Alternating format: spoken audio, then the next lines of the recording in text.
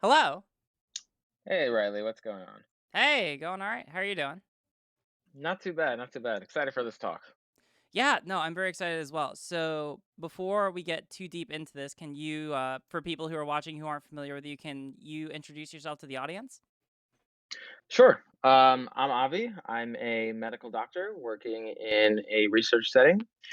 I debate various empirical topics, philosophical topics as well. And yeah, we're here to talk about biological sex. All right, awesome. Well, hey, thank you so much for being willing to come on to talk.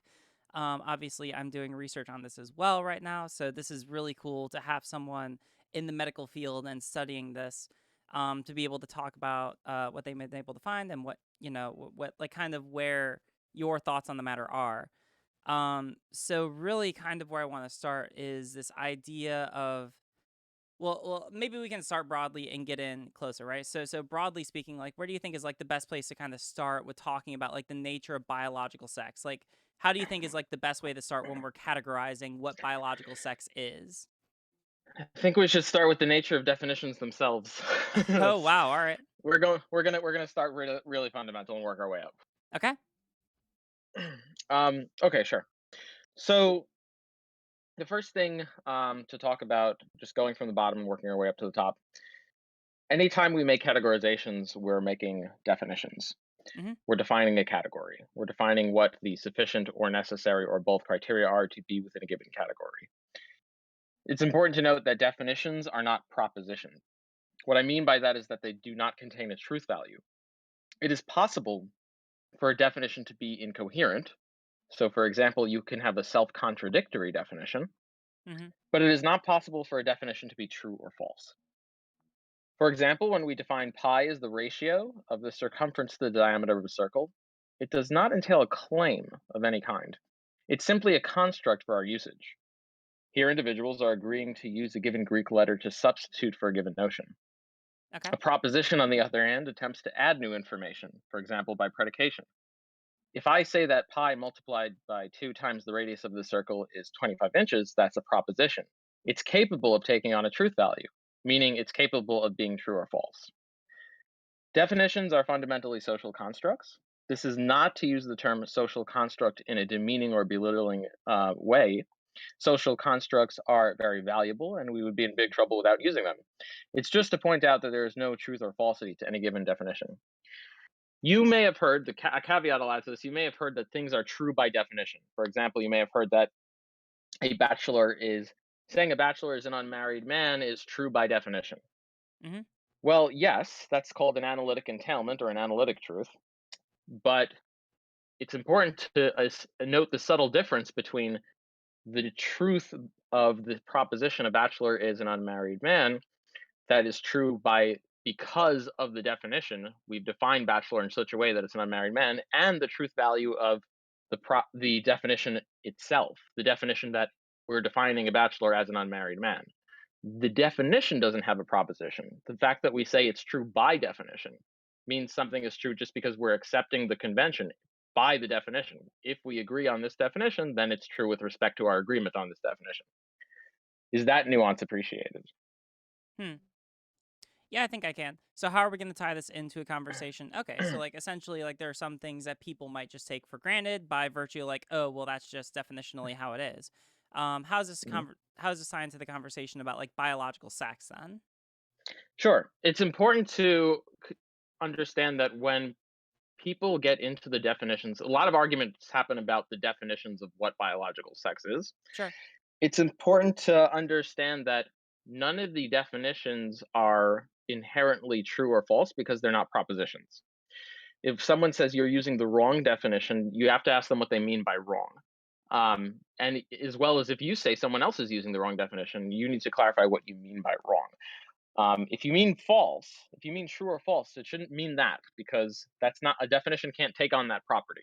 Mm, Now, it could take on a property of utility. It can generate less utility than others. So, for example, if every scientist or the majority of scientists are using the word cat to refer to a feline, and you use the word cat to refer to a dog, your definition isn't false. It's not incorrect. You can define a cat as a dog. That's fine. But there's no point of you doing that. You're out of the consensus of what everyone else is using as a definition, and therefore it's just silly to do it. Why would you do it? And it would So when you also say you're generate, like, absurd or, like, unreasonable outcomes by most people's yeah, interpretation.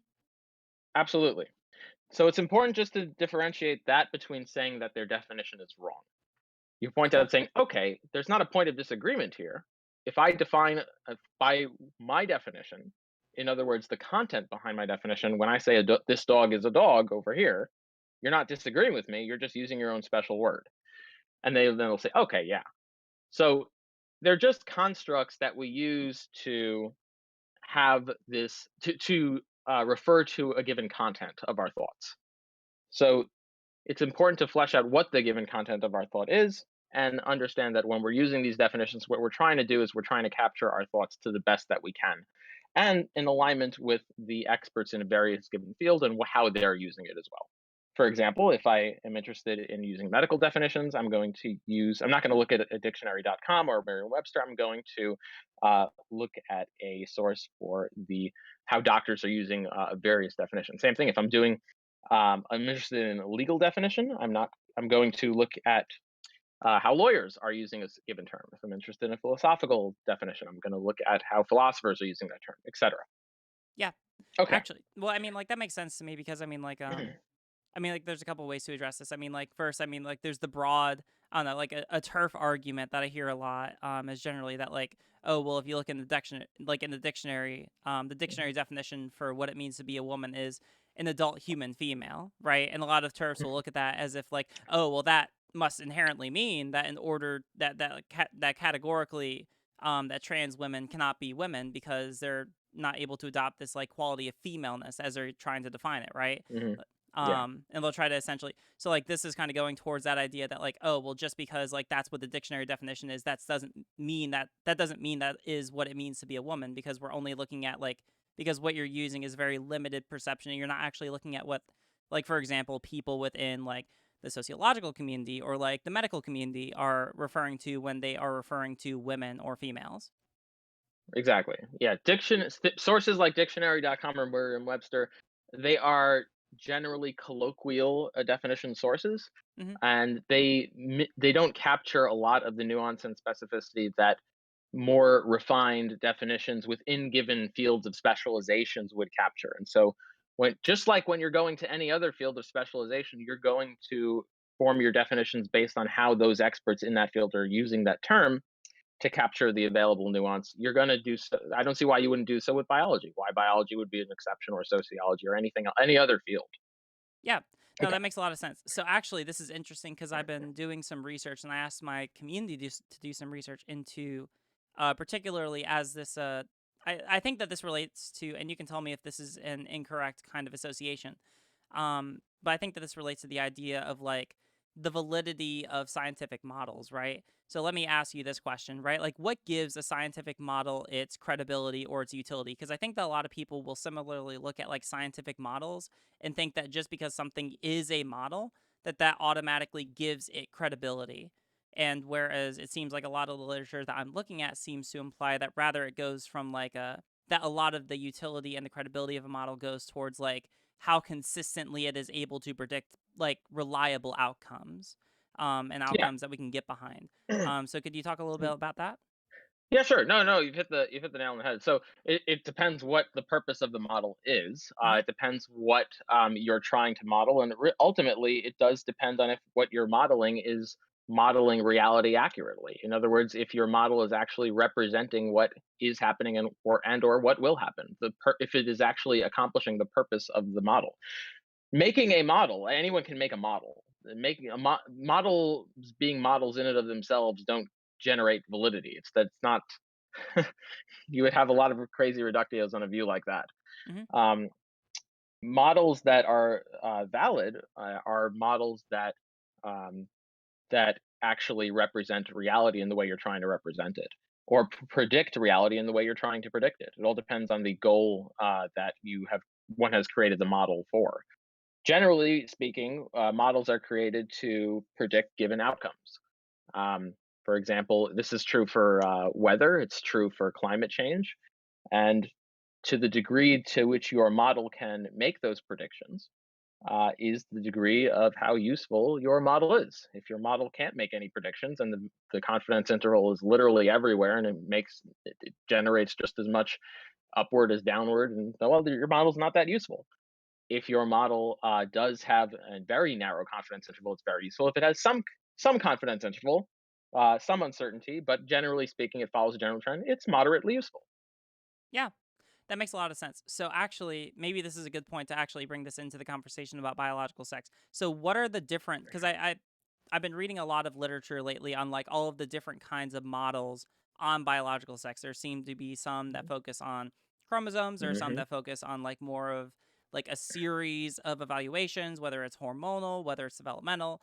There are some that focus on like gamete production. So like broadly speaking, like what are the Hmm. different kinds of models that exist on biological sex as far as you're aware?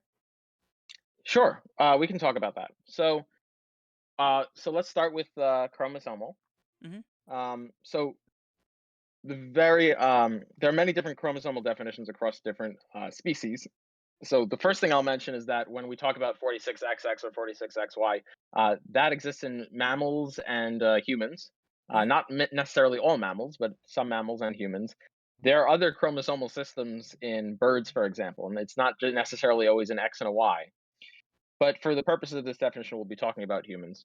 Mhm. So classically, 46XX would be the chromosomal arrangement by which we would have a female, and 46XY would be a male. Mhm. Of course, the obvious issue with this definition arises when individuals who are not 46XX, nor are they 46XY, are capable, and that yet they are capable of sexual reproduction. We would clearly consider them a given sex. Mhm. Are they a third sex? Are they simply outside of the sex category? The implications of this definition require more information regarding how one categorizes these sexes. There would be all sorts of hilarious reductions on that. Another definition you may find is Also, not just with. Yeah, go ahead. before we go on, just so we can categorize it, because there Mhm, are some people I didn't realize this until I looked it up on like on my own. But could you explain what a mhm. reductio is to the audience? Sure. A reductio is there's several different types of reductios. Broadly speaking, it's a result of your view. It's a given entailment of your view that leads you to a conclusion that you would not want to accept, or that its acceptance would be against the laws of logic. Well, there may be a number of different reasons why you wouldn't want to accept it. One reason is that because it entails a contradiction, so it just violates the laws of logic. So if you can show that someone else's view entails a contradiction, that would be a reason they wouldn't want to accept their view, because what logically follows from their view is another view that they don't want to accept. Mhm. Another reason they may not want to accept it is just simply because it sounds ridiculous to them, and they don't subscribe to the view that follows. Um, Okay. so yeah, broadly speaking, it's demonstrating that what they are saying logically entails something else that they don't want to accept. Sure. It's essentially like, oh, well, it's kind of like a parade of horribles. Mhm, Is maybe an analogy that I'm thinking of. I'm trying to analogize to, things that I study, right? Like it's like, oh, well, mhm, if you are going to come to this conclusion, then it would mean all of these other things that you clearly would, that mhm. no reasonable person would want from this model. Yeah, Okay, that makes a exactly. lot of sense. Okay, I just want to clarify for that clarify that for the Sure, audience. sure. Yeah. So going Um, back to the conversation, addition, so yeah, or sorry, go sure. ahead. So we went over a chromosomal. Other you may also hear a definition not with respect to chromosomes or the chromosomal entailment of a given organism, but with respect to just the cells themselves. You may have heard of things like sex cells. Hmm. So the gametic definition is actually not a definition for organisms. It's a definition just for gametes themselves. So what sex is the cell? A categorization system can be referred to as a sex with respect to themselves, the sex cells. The sperm cells are the male sex cells. The egg cells are the female sex cells. Very straightforward. Okay. It's not talking about an organism. It's not talking about an individual. It's just talking about the cell. Okay. Um, there's also another definition you may hear of, which I term the gametic entailed definition. This is referring to an organism, not just a cell. And on this categorization schema, the gametes produced by an organism define its sex Hmm. as a sufficiency criteria, not necessarily a necessity criteria. We can go over what that means. Yeah, yeah. Um, If you could, just for the audience. sure. So when I say, so for example, you may, well, just for this definition, You may, if I say as a sufficiency criteria, if you can produce sperm, you are a male. As a sufficiency criteria, you can produce eggs, you are female. What would not work as a response to this definition is to say, oh, so by your definition, people who are infertile are not male or female, right? You actually can't say that because they specify they're only talking about a sufficiency criteria, not a necessity criteria. So you can have a category and say, okay, here is a necessary condition to be in this category. It's not necessarily a necessary condition to be in the category. So for example, there could be another way you could be in the category. So for example, let's say I say, well, there's two ways you could be in the category of the male sex. You can, and I'm not saying I subscribe to this definition, I'm just using it for an example. Sure. You can have the ability to produce sperm. If you have that ability, it's sufficient for you to be in the category of male. Or you have the ability, or you have a XY chromosomal arrangement. If you have that, you are also. So what it means is that it's not the only way to be in the male category is to produce sperm. There are other ways of doing it. So we would say that these qualities are necessary but not sufficient qualities to be in a given category. So when someone just says that I'm defining a category with sufficiency criterias of the following, they're not saying that people who do not have these criteria are outside of the category. They may or may not be inside or outside of the category. Hmm. You would have to specify down to the other conditions. Okay. Okay. I think that makes sense. Yeah. So gametic entailed is basically just, hey, listen, if you can produce male gametes like sperm or eggs, sorry, sperm, spermatozoa, and if you can you are a male, and if you can produce female gametes like ova, eggs, you are a female as a sufficiency criteria. So the gametes that you produce define as a sufficiency criteria your sex. Hermaphroditic organisms are both male and female, and by hermaphroditic, I am not talking about intersex. I am talking about a very specific condition in which an organism can produce both male and female gametes. That is a very very specified term, and I want to make it clear to everyone that's not referring to intersex as a broad category. Hmm. Now, so this definition refers to an organism, not as a single cell. Another thing you may see is just a broad secondary sex characterization. Okay. What does that So mean? secondary sex is based on just features that appear typically during puberty in humans. Examples of secondary sex characteristics include enlargement of the breast and widening of the hips in females, facial hair and Adam's apples, for example, in males. Notice how this categorization scheme is ordinal. We'll get into the different variables and what they mean. Individuals can be ordered from most masculine to more feminine, which may, with many possible values of masculine and feminine between the two extremes of secondary sex characteristics. Hmm. So this, there are different entailments. So if we're talking about the characterization of sex, we need to be very clear about what definition we're working with. What I'm going to pose is that all of these definitions result in sex being non-binary. Okay. If not, if and or having some hilarious reductio. And we Okay. Can you can explain go that? into, yeah, at least one hilarious reductio. Okay. And we Sure. could go into before we go into the nature of this, I want to go over the different types of variables. This is actually really important. So Yeah. Yeah. Yeah. Sure. when we use words like bimodal distribution, non-binary, spectrum, a lot of this stuff tends to be used interchangeably, and they mean very, very different things. Hmm. Um, so for example, we'll go into why, but there can be sex can be on a bimodal distribution and it cannot be on a spectrum. Sex can be non-binary and it can be not on a bimodal distribution at all. Hmm. Sex can be on a spectrum non-binary and not a bimodal distribution. All these things mean different things. Okay. Yeah. Um, We're definitely gonna need to break this down a little bit. yeah, yeah. So let's go to the to the basics. So in order to determine, in fact, let me screen share my Discord screen with you. Oh yeah. Go Actually, we for it. should. Actually, I don't know if I can do. Can I do? Let's see. I can do that if I'm in a call. I think I might be able to stream in this channel. I don't know what the settings are in this Discord. Should be able to. On the bottom, there should be like a button to share your screen. Oh yes. So let's see, screen. I have this all in my Discord, so I'll go live. Okay, so you should be able to see my screen now. Let Mm-hmm. me know if it's coming through crystal clear. Yeah, we should be able to All see right, it. awesome. Okay, and hopefully the chat can follow along. The chat's gone for a second, but we'll come back to them. They can just be they can talk to themselves for a moment. Oh, okay, cool. Um, so variable types. So the first breakdown we have is categorical and numerical, or otherwise known as qualitative and quantitative. We'll go into what they mean. Within categorical, we have nominal and ordinal. Numerical, we have interval and ratio. So types of data, discrete. So we can say they're quantitative or qualitative.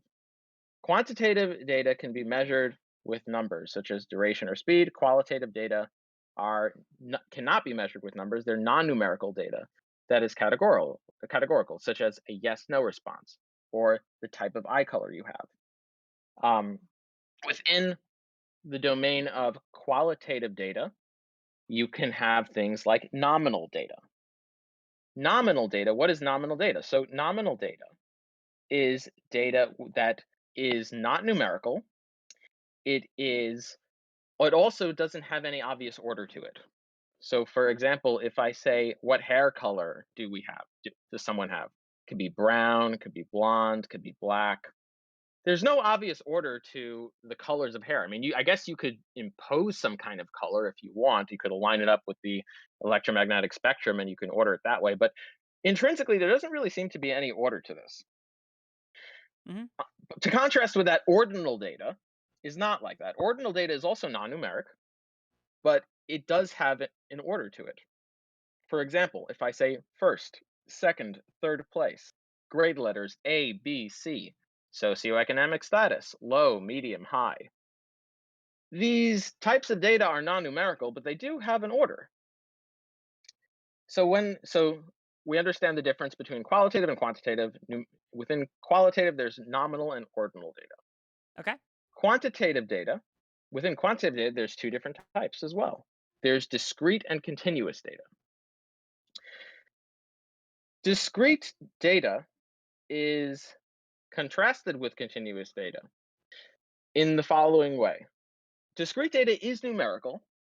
However, the values that a given variable can take on have discrete have values that are not that can't be broken down indefinitely. So, for example, if I say the number of home runs in a baseball game, how many are there? That's a discrete variable. You can't have 1.5 home runs in a baseball game. You can have one home run in a baseball game. You can have two home runs in a baseball game, but you're not going to have 3.76 home runs in a baseball game. Mm-hmm. The number of workers in a company, you're not going to have 1.5 workers in a company unless you consider half-time workers half a worker, but that's a whole different conversation. Number of students in a class, you're not going to chop up a student in half and say they're half a student. So we consider these things to be discrete data. Continuous data, on the other hand, is numerical. However, it can be broken down into decimal points endlessly. So, for example, the height of children, that um, you can be 3.5 feet, for example. You don't have to just be 1 foot or 2 foot. Um, the square footage of a two-bedroom house, the speed of cars. These are all examples that can be broken down into further decimal points. Okay. Um, this isn't so relevant to the difference to the categorization schema of sex, but just for whatever it's worth, there's within continuous variables, there's also a subtype of data called interval or ratio. Mm-hmm. Interval data does not represent. So in interval data, the ratio does not represent a true meaningful ratio of the value being measured. So for example, if I use the Celsius degree scale for temperature, although 60 degrees Celsius can be yielded by multiplying 30 degrees Celsius by 2, 60 is not twice as hot as 30 is, because the zero is not a true zero starting point. 0 degrees Celsius still has heat. Mm-hmm. In ratios, there is that value actually does hold true. For example, the Kelvin scale would be a ratio type of continuous variable because the zero is a natural zero. It actually is absolute zero. Mm. And 60 degrees Kelvin actually would be twice as hot as 30 degrees Kelvin. Okay. Okay. Now that we have the basic overview of the types of data, we can go over to the other terminology that's being used. Let's talk about what it means to be on a spectrum. Okay.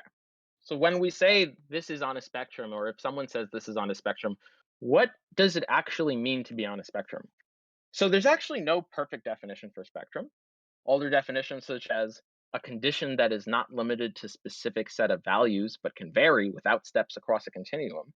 So if you can just take on any value within a given numerical domain, that actually doesn't fully capture what we mean by spectrum because discrete spectrums actually exist.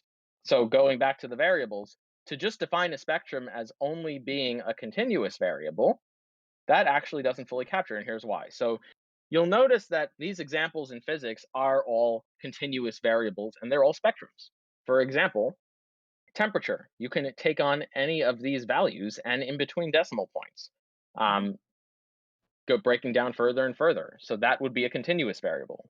That's a spectrum. The electromagnetic spectrum, the wavelength of the light that is emitted, that can take on just about any wavelength, and you could break it down with decimals. So that we would say that's a continuous variable. Sure. So does that mean to be on a spectrum, the data needs to be on a continuous variable? Actually, no, because discrete spectrums also exist in physics. Here's an example of the um, what this is the electron emission spectrum, the photon emission spectrum, sorry, of a hydrogen atom.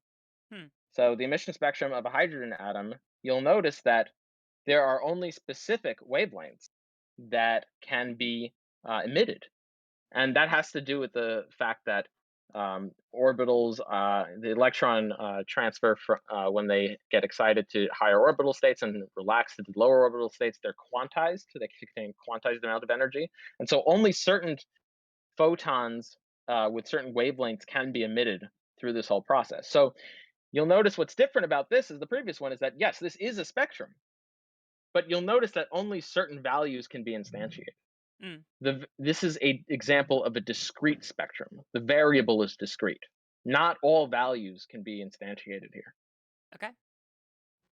So now that we've gotten those two out of the way, now when we say something is a spectrum, what it can mean. So far, it can be continuous. It could also be discrete. Now here's a question: can it be non-quantitative? Can it be qualitative if we say something's on a spectrum? So yes, it actually can. So complicating matters further, the word spectrum has been analogized and transformed to refer to types of data that are not even continuous or discrete. So, for example, in biology and medicine, antibiotic spectrum of activity is a component of antibiotic classification. Broad spectrum antibiotics are classified against a wide range of bacteria. Notice how that wide range of bacteria, based on the species of bacteria, that's not a continuous variable. They're names. It's nominal. There may be some way you could make it ordinal. You may be able to order its the species some way, but there's no obvious way you would do that. And you could impose some way. So at best, it's ordinal, qualitative ordinal, but really it seems nominal. So when we say something is on a spectrum, that can actually be quantitative. It could be qualitative, discrete quantitative, continuous quantitative, normal quantitative, and ordinal quantitative. Wait, you Does this mean mean anything could be? Yeah, go ahead. Sure. sorry. So going back to those, I just want to make sure. Could Hmm. you go back to the previous? Sure. So it could be. I think you said nominal quantitative or ordinal Hmm. quantitative. So you mean nominal qualitative A or? nominal qualitative. Sorry. Yeah, nominal qualitative, ordinal qualitative. Okay, okay. I just wanted to make sure. Yeah, sure.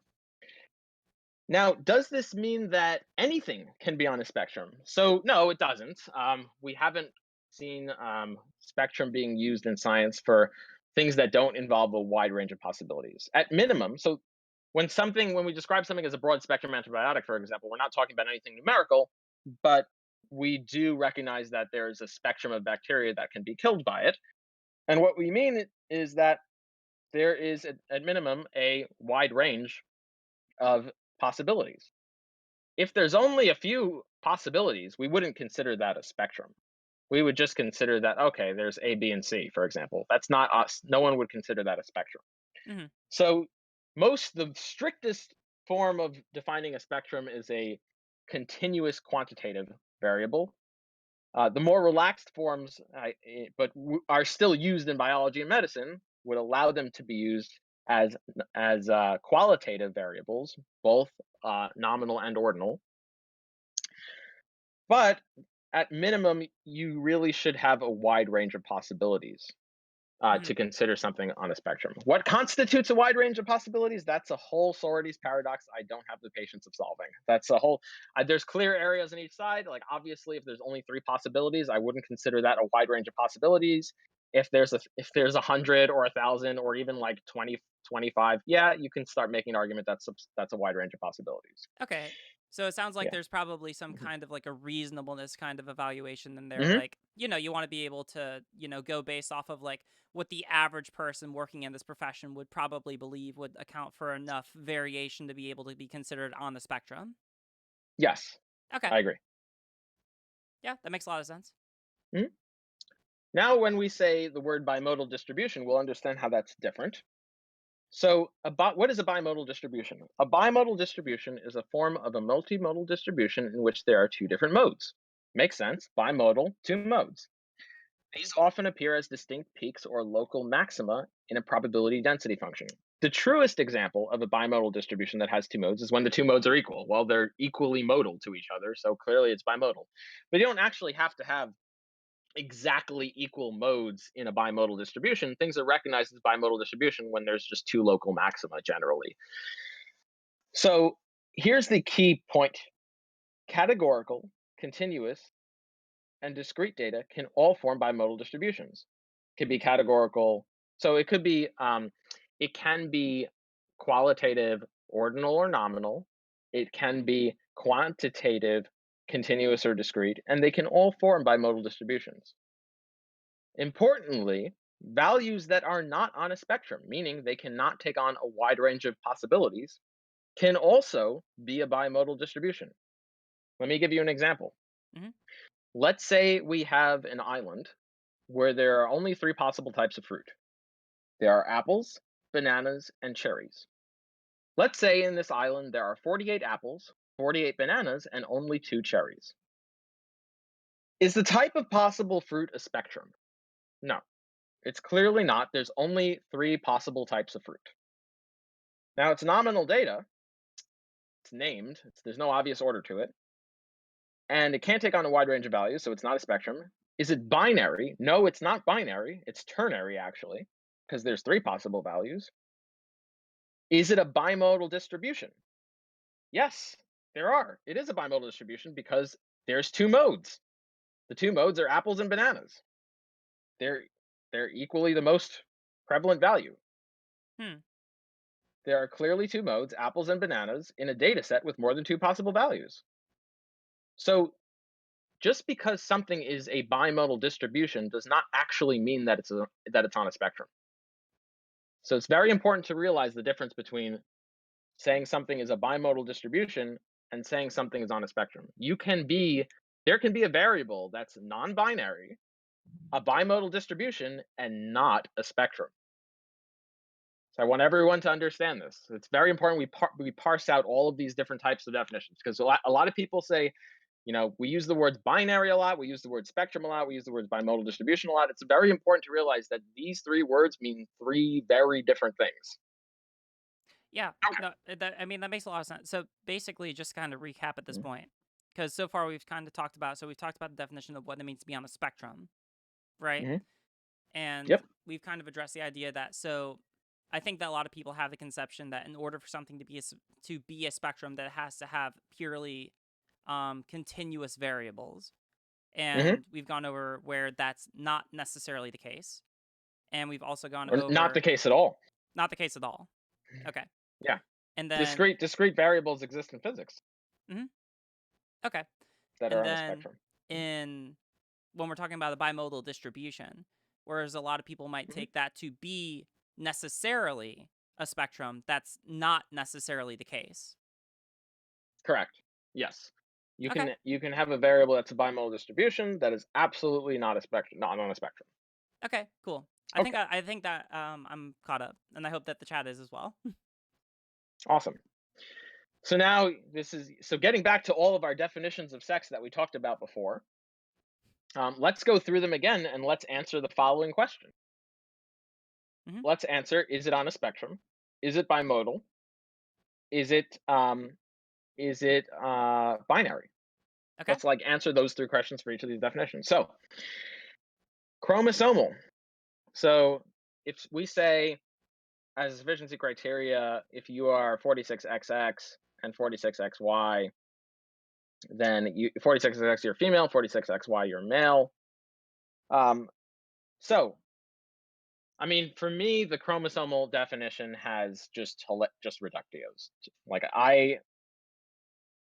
the obvious problem is there are 46. You can have so if a 46XX could produce sperm, for example, if we have an example where you have a 46XX producing sperm presenting male, everyone would consider them a male. Hmm. Even the biologists, if they could father children. If you have 40, just like if you have 46XY, and they would be producing eggs, the biologists and they could mother children, especially biologists would consider them female.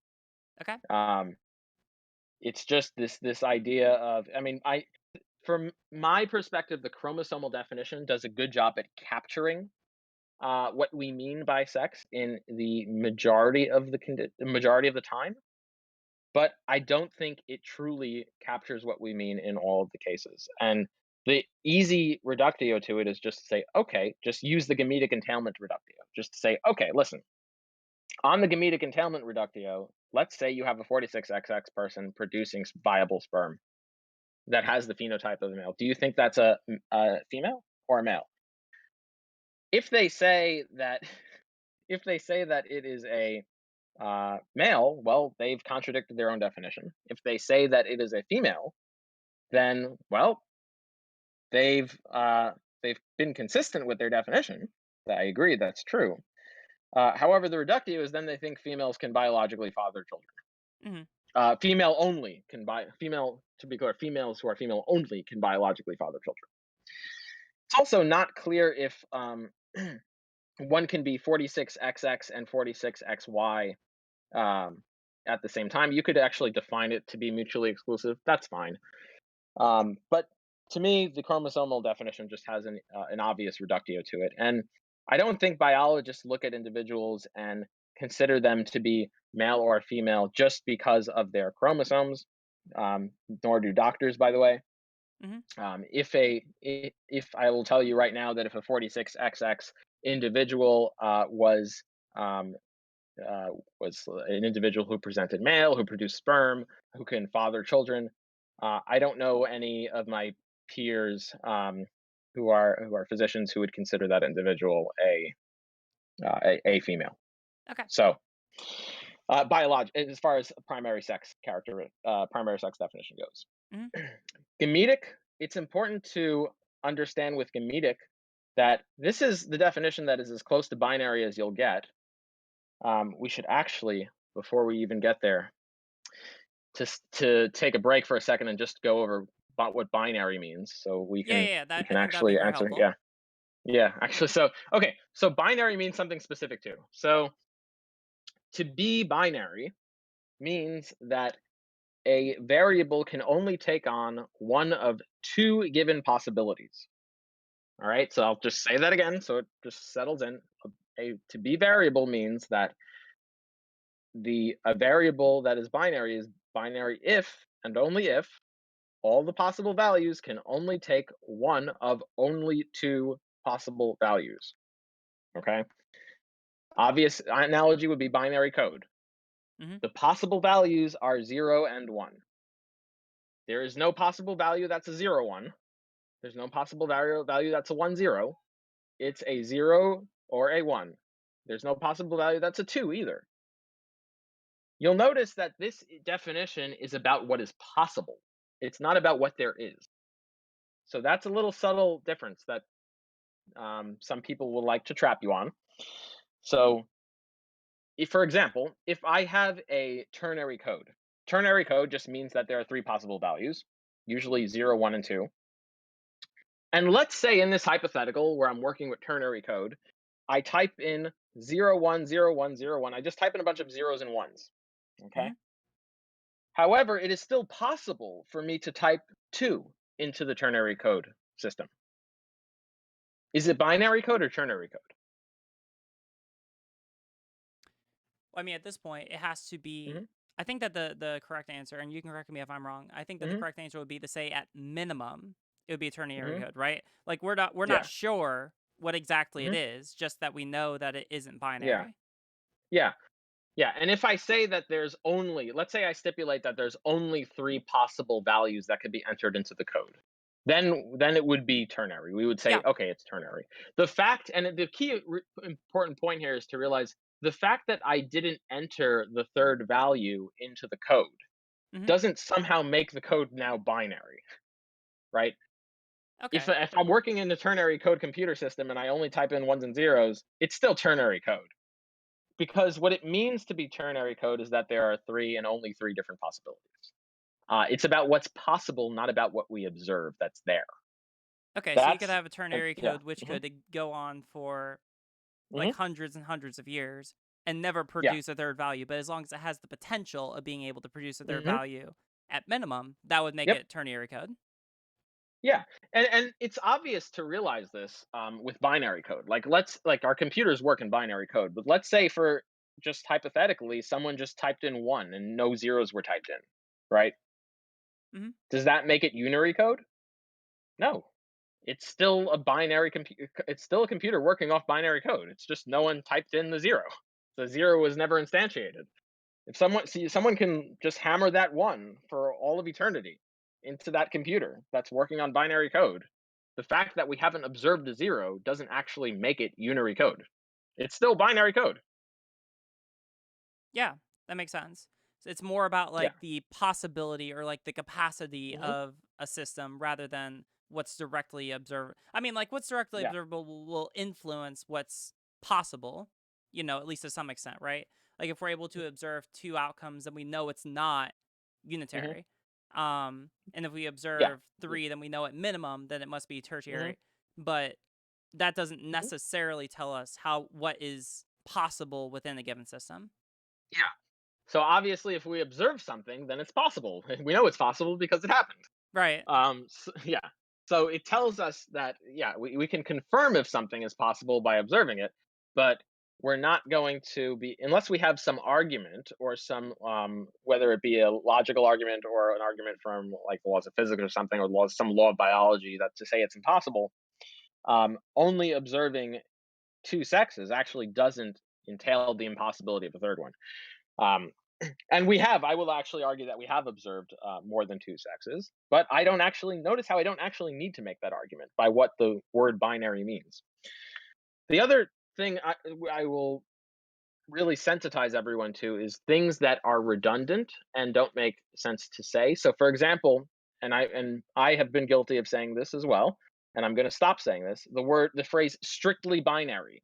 You may Hmm. have heard this. That is a phrase that actually does not make sense. It's very it's redundant. If any, if not tautologous. So it's like saying truly true. It Binary, when you say something is binary, it means all of the values can only take uh, one of two possibilities. There's no binary code that, you know, this is a strictly binary code versus all the other binary codes that are also strictly binary codes. They're what it means to be binary is that, yeah, the word binary subsumes that strictly. It means every value. So when someone says, "Okay, yeah, sex is not strictly binary, but practically it's binary," like, no, no, no, no, no, you don't understand. Like when you say the word binary, that word applies to all of the possible values. The word binary means it is a claim. To claim something is binary is a claim to say it is not possible for any value to take on anything other than one of two possible values. So when you say strictly binary, It's you're just redundant. using redundancy. Hmm. You're just saying you might as well say what he said was truly true or falsely false. It's just there. No, like, in fact, if you say something is not strictly binary, but it's generally binary, you actually produce a contradiction. It's like saying, in general, but not in all cases. In all cases, something can only take one of two possible values. Mhm. That's actually a contradiction. Right, because they're gonna be that naturally implies that there are some Mm. instances where it's going to be a third possibility, or there could be a third Mhm. possibility. Yep. And the word binary means that in all cases you don't have that possibility. It's a universal quantifier, and the quantifier being for all x, x can only take the form of one of two possible values. So Okay. you would be saying, in some cases, x can take one of three possible values or more, and in all cases, x can take only one of two possible values. It's just a straight contradiction to say it's generally not generally binary, but not always binary. It's like, no, you just don't. It's a fundamental failure to understand what the word binary means. Okay. I think that makes sense. So tying this back into the conversation, I think we Mhm. were at gametic sex. So how does this tie Yeah. into this conversation? So gametic sex is strictly, I will say this, and I will go on record saying this. So I'm not going to say strictly binary, but it is as close to binary as it can be in the sense that we have in anisogamous species, which means species that have different size gametes. Mhm. We've only observed two gametes. That's true. Mhm. Now, it's not true that we have a reason to believe that it's impossible to have a third gamete. It's so I would be agnostic on whether it's binary or not. I'm not going to claim that it is possible because I don't actually have an argument to suggest that it's possible like I do with other definitions. Mhm. But more importantly, even if it was binary, this definition doesn't apply to individuals. It Okay, doesn't what does apply that to mean? organisms. Yeah, yeah, yeah. So the gametic definition is just to say it's just a definition with respect to the cells themselves. So if we say a sperm cell is defined to be male, a gamete cell is defined to be male if it is a sperm cell. A gamete cell is defined to be female if it is an egg cell, right? Mhm. Well, we haven't observed in humans, for example, we've never observed a third gamete. We've never observed a speg. Someone would say, "Oh, here's a fork, here's a spoon," a spork. Like there's no like third gamete that's like this combination of a sperm and an egg. We've never observed that. That's true. We haven't observed a third value. I agree. Mhm. It's now. Does that make it non-binary or binary? Well, I actually don't know because I don't have a reason to believe either way if it's possible or not. But even if it is binary, it doesn't apply to organisms. When we talk about what sex are you, what sex am I, um, we're not talking about what sex is this gamete cell in my body. That's a very different question. The question that a lot of people are interested in, if someone says, I'm interested in knowing what sex I am or what sex you are, that's a very different question from, well, my sex is, oh, the sex of this cell in my body. That's the answer I'm producing. You're just not answering the question. I'm not asking you what sex this cell in your body is. I'm asking you what sex you are as an individual, as an organism. Mhm. So you can have definitions that apply to the sex of an organism. You can have definitions that apply to the sex of a given cell itself. It's important to realize that they're very different definition schemas for very different categorization. They're very different categorization schemes, and they apply to very different things. And a lot of times when I've gotten into debates, um, a move that some individuals will try to make is say, "Well, I agree that you've shown me that sex is not binary, but you're using sex to refer to bodies. You're using sex to refer to organisms. But if you refer to the but you if you understand what we're referring to, it is binary." I'm like, well, listen, I agree, but well, I actually don't agree because I don't know if it's possible. But listen, we are talking about the organism. We are talking about the individuals. We're talking about the bodies. Mhm. And so are biologists, by the way. They don't just talk when they use the word sex, they're not only referring to the sex of a gamete. They're referring to the sex of an organism as well. They have a different and there's a different categorization schema for that. So it's important to realize when you're talking about sex, you can talk about sex with respect to a cell itself, a gamete.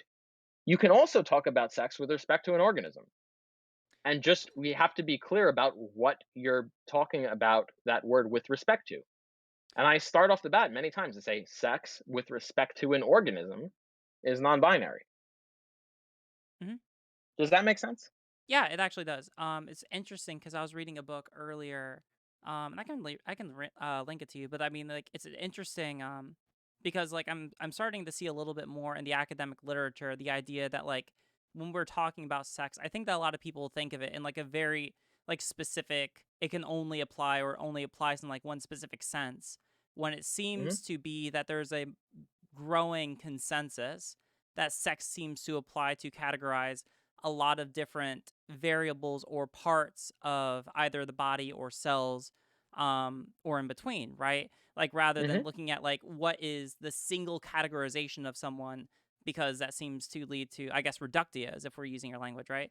Yeah. That it might be more accurate to look at sex in reference to like for example either cells or like specific aspects of a person, if that makes sense. Yeah. Yeah. You have to just break down what you're referring to. Okay. So, what definition are you operating by? What is your definition referring to? Is it referring to cells? Is it referring to an organism? What exactly is it your definition meant to categorize? So, Mhm. the thing that your definition is categorizing is important. Yeah. If you're operating with a definition that's categorizing organisms and they're operating with a definition that's categorizing cells, you have a fundamental, you're going to just talk past each other. You have to say, hey, no, no, no, listen, I'm just asking about organisms, not cells. Okay. Right? Yeah, that makes sense. Yeah. So, gametic entailed. This is so I'll just tell you right now that gametic entailed, what I'm naming as gametic entailed, this is the most common if you argue with any turf Mhm. or any of the whole wisdom of turfdom. Sure. In Turf City, you will get this definition. This is the definition you're going to get. Okay. Or something close to this. There's like variations on this, but this is what you're likely to see. So, gametic entailed is the gametes produced by an organism define its sex. Males produce small gametes, sperm, while females produce large gametes. Individual organisms which produce both male and female gametes are termed hermaphroditic.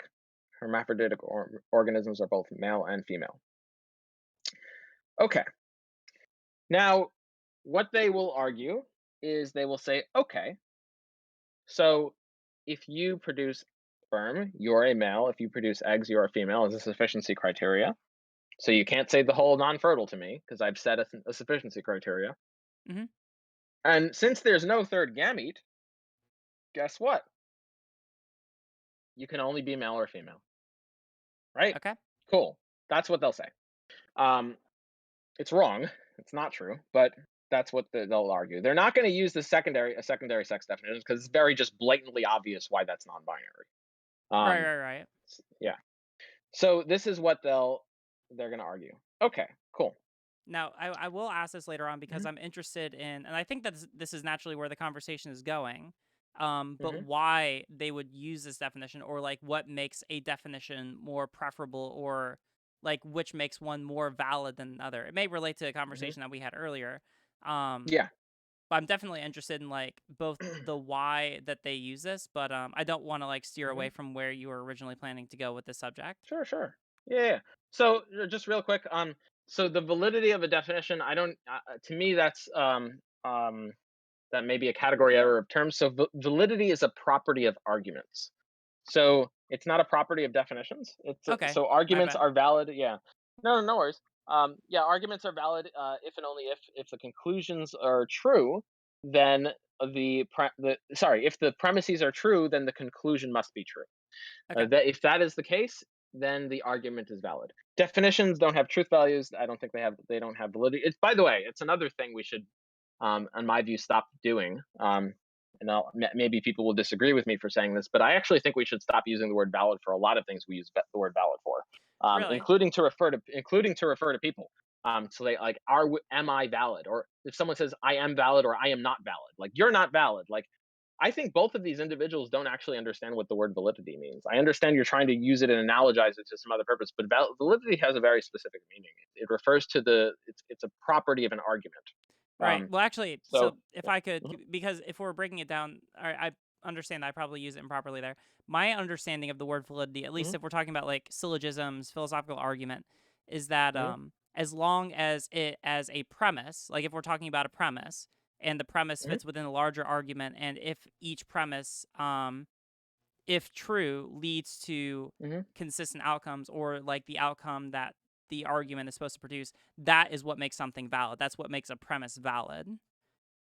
So the premise wouldn't be valid. It's the property of an argument. So premises are propositions that can be true or false. Okay. Their statement. The proposition is a statement that can be true or false. So, for example, if I say, um, it's raining outside, that is a statement that is capable of being true or false. If I say, "How are you?" you'll notice that's a statement, but that's not a proposition because "How are you?" is not capable of being true or false.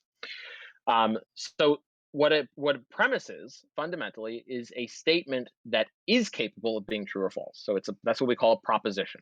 Okay. It's capable of having a truth value. So it's not a question like "How are you doing today?" It's not "aha." It's not an exclamation. That's not capable of being true or false. It's a specific statement that has the property of having a truth value or having a truth value of true or false, being able to be true or false. Okay. Validity, what it means to be valid, it means in an argument structure, which an argument, what it is a um, it is two or more premises and a conclusion. Mhm. It's a set of premises with two or more and a conclusion, and if it's valid if so that argument is valid uh, if the premises are true. So if it is the case that all the premises are true in the argument, then the conclusion must follow. The conclusion must also be true. Okay. If that is the case, the argument is valid. So premises aren't capable of being valid. They're capable of being true or false. An argument is capable of being valid. It's also capable of being sound. So Mhm. an argument that is valid is an argument where if the premises are true, the conclusion must also be true. An argument also takes on the property of soundness when a valid argument also has true premises. So not only is it the case that if the premises are true, the conclusion must also be true, it is also the case that the premises are all true. Then Okay. it's a sound argument. So, for example, we could have Hmm. situations where you could have an argument which is valid internally, Hmm. but which may not be sound in that, like, even the Yes. premises, even if you lay them out in a syllogism, Hmm. um, like, abstractly could be Hmm. valid. We might not Yeah. be able to actually observe those phenomena be true, or like it might not actually logically follow that in the Hmm. real world that that argument would end up creating those kinds of outcomes. I'll give you an example of an argument that is valid but not sound. Okay. Okay. So, premise one: if Donald Trump won the election, then Donald Trump will be the president for the next 4 years. Okay. Premise two: Donald Trump won the election. Mhm. Conclusion: Donald Trump will be the president for the next 4 years. Okay. Okay. So that's a valid argument. If the premises were true, the conclusion must also be true, right? So if Donald Trump actually did win the election, then Donald Trump would be the president for the next 4 years. If premise two is true, Donald Trump won the election, then that conclusion must really follow. Then Donald Trump. But the reason is not sound is because premise two is false. Premise two Gotcha. being Donald Trump won the election, right? Okay. So that would be a valid argument, but not a sound argument. Okay. Yeah, I think that makes sense. Cool. All right. So where we got so validity, be sensitive to that word that has a specific application to arguments, and it doesn't apply to, on my view at least. I would argue it doesn't apply to people. It doesn't apply to definitions. It doesn't apply to premises either. Premises can take truth value, or can be true or false. Arguments have the property of validity. They also can have the property of soundness. All right. So on the bright side, if anyone says you're not valid, you actually not only get to make all the cases for why you instead of making all the cases for why valid, you actually get to dunk on them even harder. You can say, actually, you don't even understand what the word valid means. Anyway, Amazing. so they're not going to use secondary sex. They're going to use gametic entailed. So I've looked into definitions on for gametic entailed. I've only been able to discover it two places. I've been able to discover the definition, the gametic entailed definition, on Wikipedia.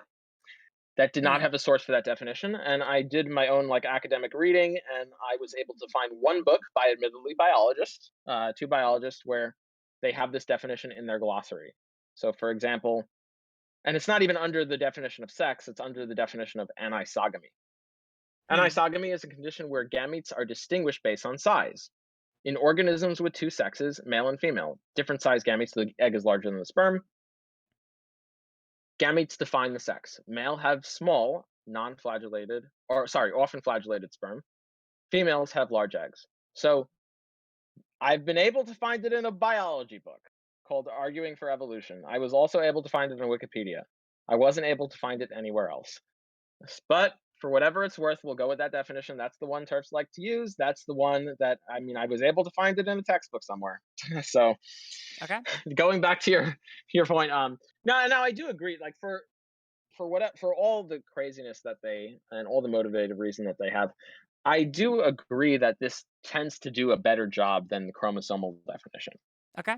to capture primary sex. It does. Um, and you may hear certain iterations of this definition. So, for example, one thing you'll hear, I don't know if you listened to the whole debate what I had with Rebel of Empires, but what he used is, well, you have the phenotype organized around the production of a given gamete. That's like, so because he knew where it could easily go, because there are humans that actually, believe it or not, can produce eggs and sperm. Hmm. So he would say, he tried to say, well, some variation on this to try to make it mutually exclusive. He ended up failing and getting, conceding, to Hmm. his credit. Um, but so we can go into why this definition actually results in a non-binary categorization of sex. Okay. All right. So I'll just give over my syllogism real quick. So premise one: if male female sex with respect to subjects is binary, then it is not the case that there can be subjects who are male and female. So P implies not Q. Premise two: there can be subjects. In other words, there it is possible for subjects to be male and female. That's Q. C: conclusion, therefore, it is not the case that male female sex with respect to subjects is binary, not P.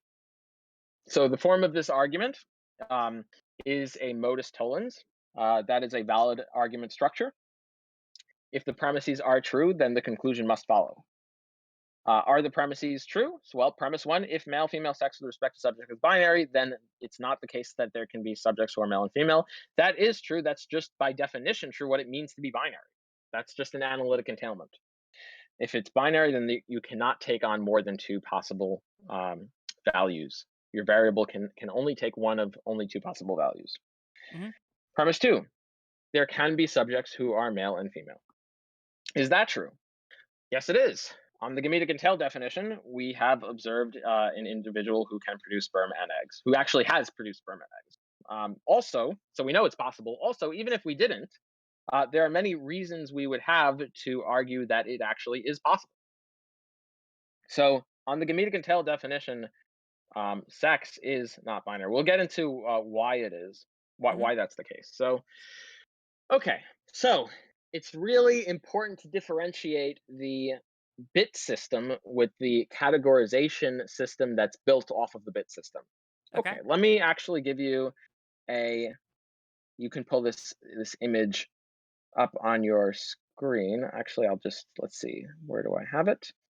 Yeah, I'm Um. showing your screen to the audience. So I mean, if you're able to pull it up, Oh, then okay. everyone will see it. Oh, cool. Um. Sure. Let me find the. That's awesome. Let me find the image. Okay, so I will just pop this right here. Okay. I'm actually going to use an argument that someone who is staunchly arguing and has written many arguments that sex is binary has used. He's said, okay, well, you're misunderstanding and it's binary because there's no fusion of the colors between red and green in this example. So yes, there's a third organism that is male and female, but since there is no combination of male and female, there's no third gamete or whatever. It's just male and female. Then its sex is binary. Aha. So basically, that's an easy conflation between the gamete definition and the gametic entail definition. This is a very common move you'll see. Okay. You will see them once you get them uh, to understand that the gametic entail definition results in non-binary. They will shift. They will do this pivot back to the gametic definition when they're just referring to the cell themselves. So you'll notice the following. The bit system here is binary. There are only two possible colors. Let's just say hypothetically there's only two possible colors for this golf ball, right? Red and yellow. Hmm. Okay. Now, if a golf ball can be red and yellow, you'll notice that the color category with respect to the golf ball is not binary. Because how many, so like, let's just go through it. Like, what's the color category of the first ball? Well, it's red, right?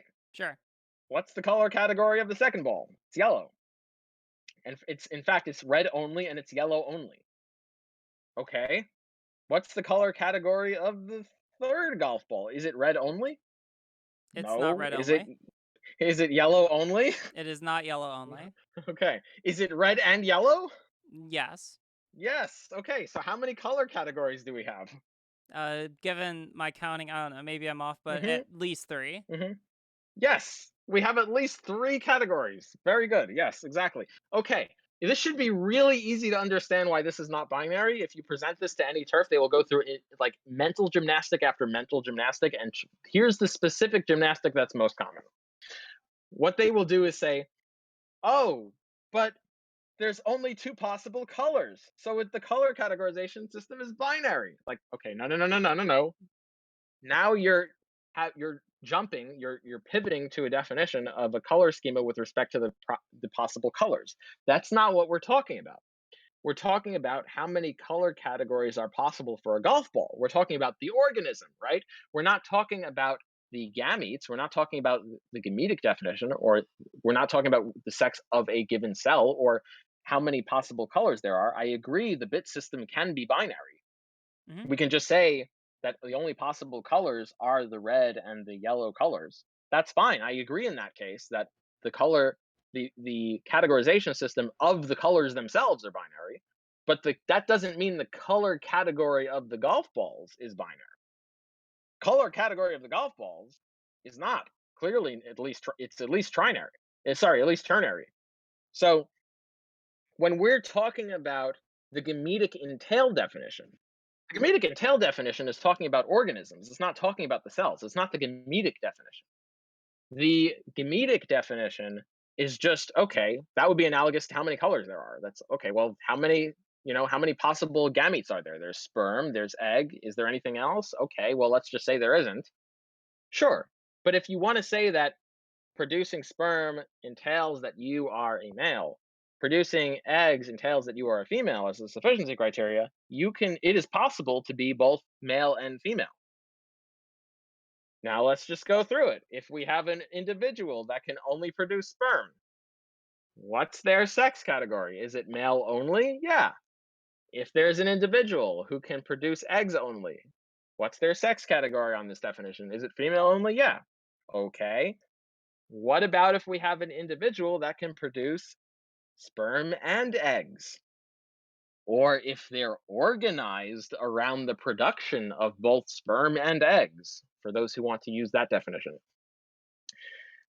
What's their sex category? Is it male only? Not by the gametic definition. Is it female only? Not by the gametic definition. It is male and female. How many categories? How many sex categories do we have?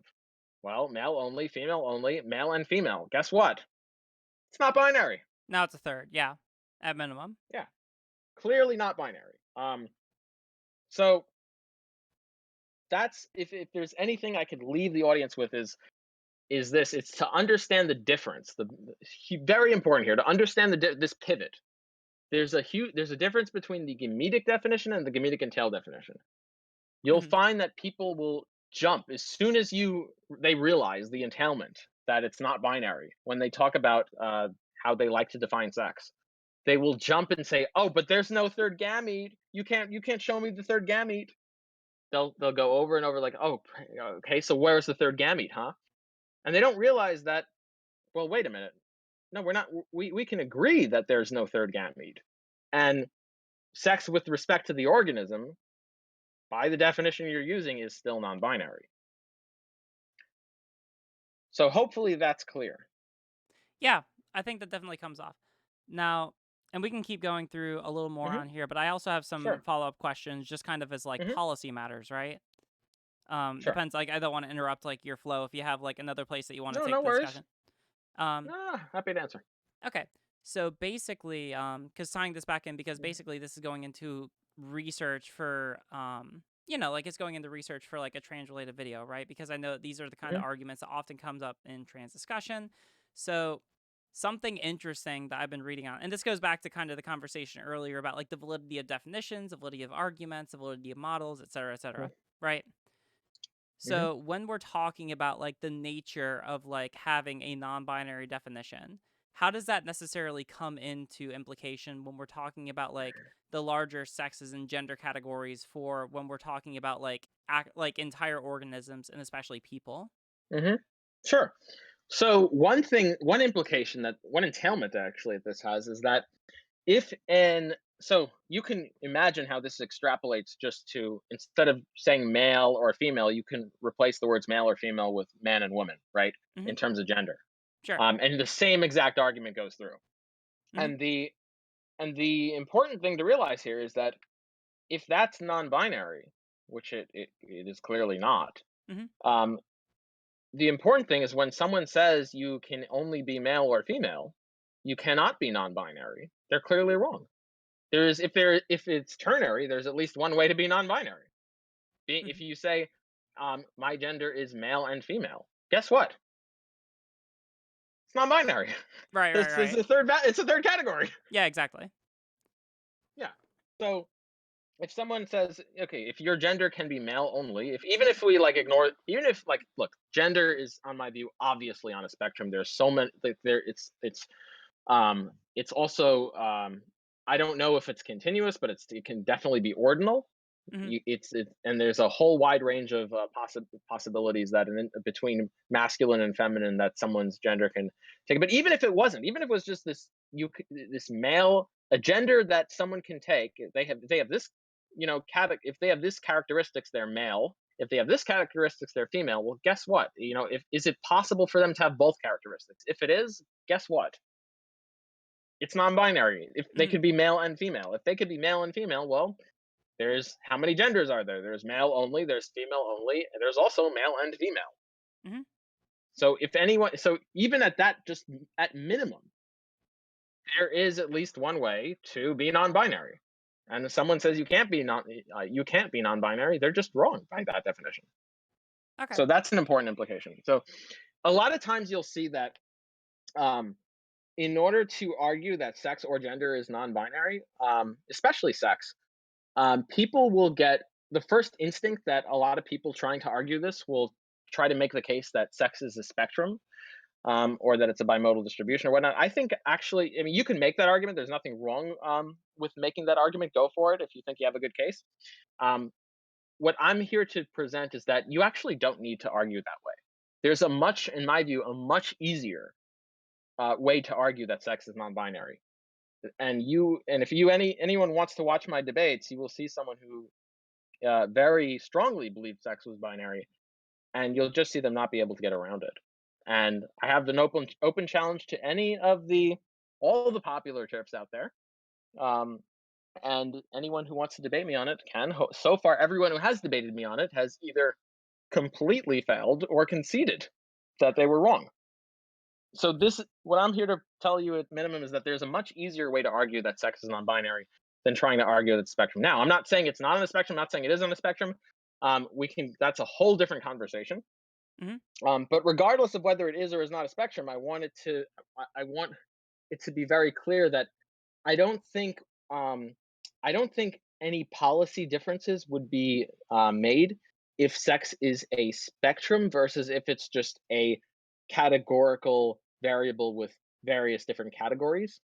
Mhm. Or even if it's ternary, I don't see how it would result in us concluding that there would be a difference in there needs to be a difference in policy, but I could be wrong on that.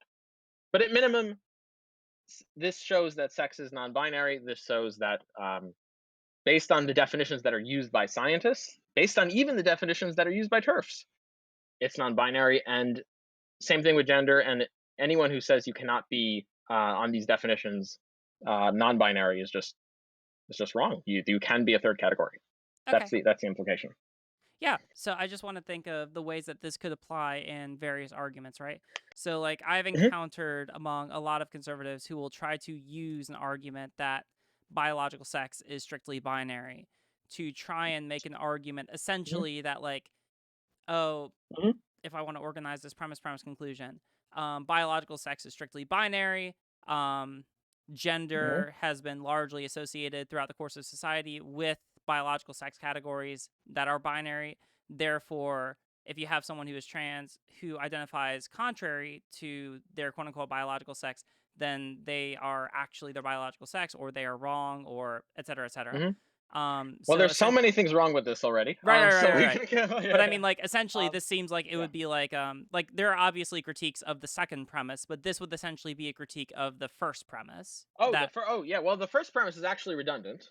So anytime you hear, like, I want to just train, like, get everyone sensitized to this. Every time you hear the phrase strictly binary, like a red trigger flag should go up for you. It's like, no, that's redundant. Like, you don't understand. If you say strictly binary, you're not understanding what binary means. mhm, It's just saying truly true or falsely false. What it means to be binary already includes the strictly. It means all values within the given binary system can only take one of only two values. mhm, There's no point of saying strictly binary.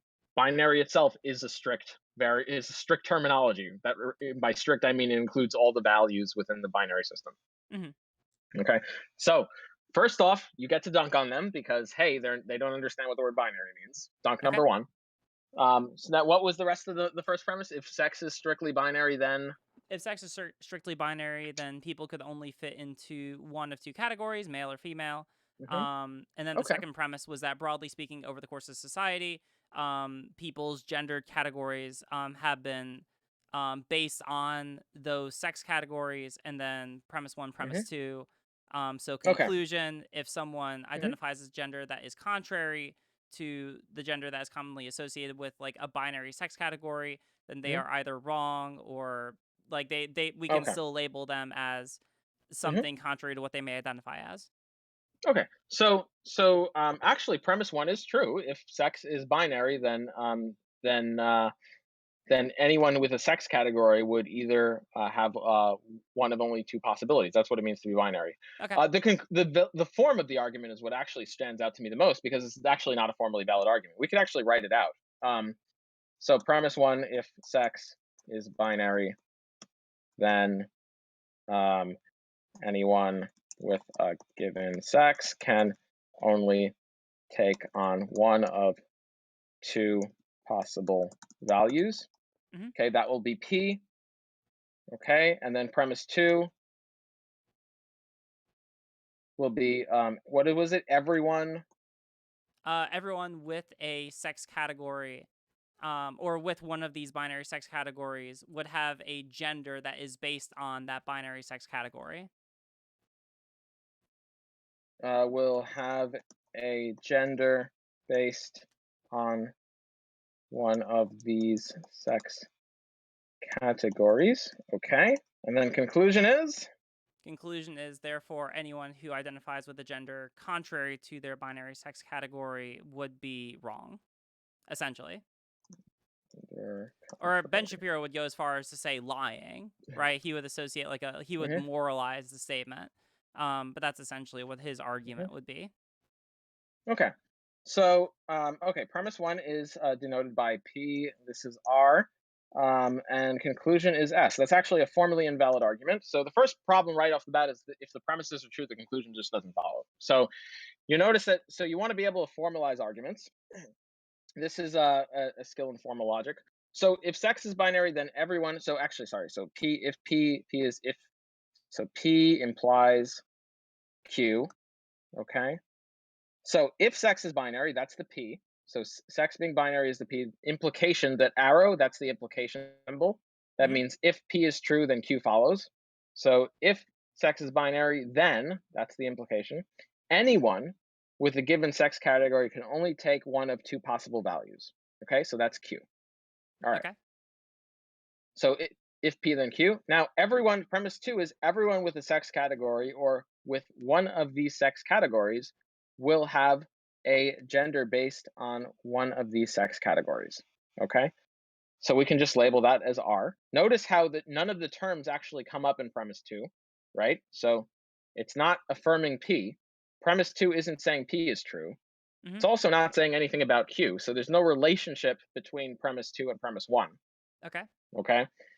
And so, what is the conclusion? Conclusion is, therefore, anyone who identifies with a gender contrary to their sex is wrong. You'll notice that anyone who identifies with a gender contrary to sex is wrong does not appear in premise two. It also does not appear in premise one. So it's not a P, it's not Q, and it's not R. So we could just denote it with the next variable, which is an S. Hmm. P implies Q, R, therefore S. That's invalid. The conclusion. So remember, look at how that's different from this argument, right? Um, so actually, I'll just write it. I'll write a. I'll actually turn it into something valid for you. Um, so let me say something like this, and I'll turn it into valid. So I'll write it. If sex is binary, then anyone with a given sex can only take one of two possible values. P implies Q. Premise two: sex is binary. So that's saying P. Conclusion: anyone with a given sex can only take two possible values. Q. Okay. Okay. So notice how this is a this argument actually is valid. So if sex is binary, then anyone with a given sex can only take one of two possible values. Premise two, sex is binary. Conclusion, anyone with a given sex can only take one of two possible values. Now, why is this valid? You'll notice the premises follow, the conclusion follows from the premises. So P implies Q. So if P is true, then Q is true. P is true. Premise two, one said if P is true, then Q is true. So therefore Q, right? Mhm. So you can. There's a way of systematically showing validity. It's called a truth table. Okay. That will take a whole different conversation, but we can get into that at a later point in time. But the point is, you'll notice that there's actually none of the premises. So you notice like Q, the conclusion is Q. In at least one of the premises, Q should show up, right? Mhm. So if Q doesn't show up in any of the premises, then the premises don't actually, in propositional logic, have anything to do with the conclusion. So this actually shows that Q is true because it says if P is true, then Q is true. P is true. So if it is the case that P is true, if all the premises are true, then the conclusion will follow. In this case, you have P implies Q. Now you have R, and now you have S. What? I mean, the premises don't have anything to do with each other. Now we can try to steelman them and formalize it in a valid way. Yeah. But what I would what so the first thing so the first thing is straight up, if you always try to formalize someone's argument and what they're saying, um, oftentimes you'll find out that the conclusion just doesn't follow from the premises. So everyone with a given sex category with one of these sex categories will have a gender based on one of these sex categories. If by base you mean that is the same as the sex category, then I would just say premise two is also false.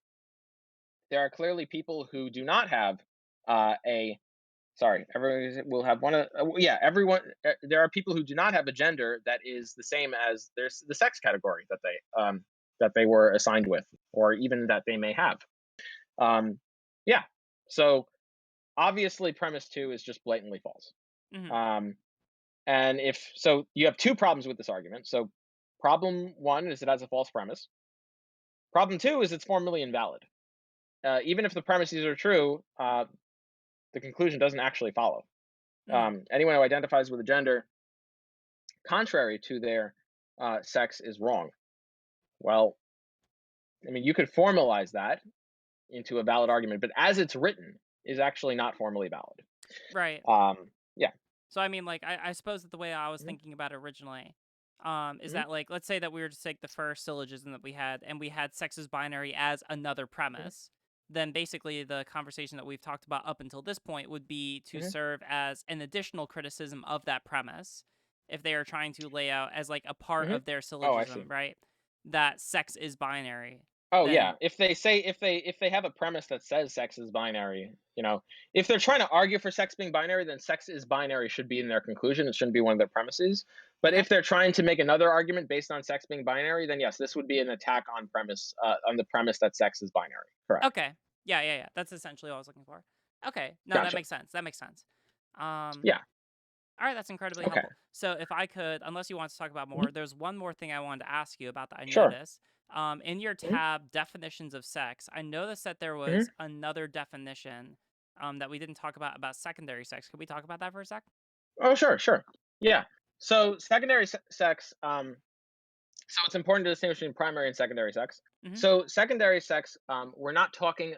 So for secondary sex, we're not talking about is we're not talking about the gametes we produce. We're not talking about the chromosomes we have. We're not talking about. Hey, we're not talking about the other definitions. What a surprise! Um, we're talking about features of our bodies that develop usually as a result of uh, properties of our um, primary sex characteristics. Okay.